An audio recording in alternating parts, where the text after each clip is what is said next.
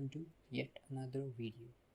Today we'll be learning how to calculate maturity dates using EDate and EOMonth functions in Excel.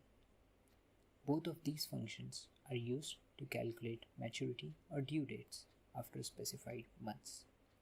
EDate function returns the value at the same date of issue, while EOMonth returns value that falls on the last day of the month. Here I have a table showing my expenses, and next to it is a graphical representation of the same.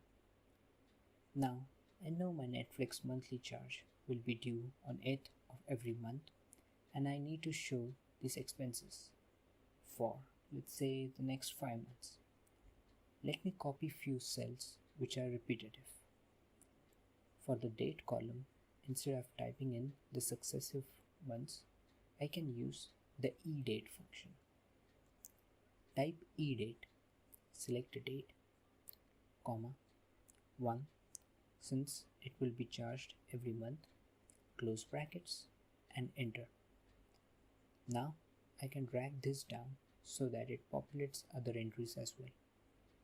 If I refresh my graph, it will show that my entertainment category expenses have increased. Let me add another entry here, which are my mortgage payments. These are due every month end. So in this case, I'll be using the EOMonth function. Copy the cells same as before. In the date column, type EOMonth, select a cell and 1 for a monthly increment.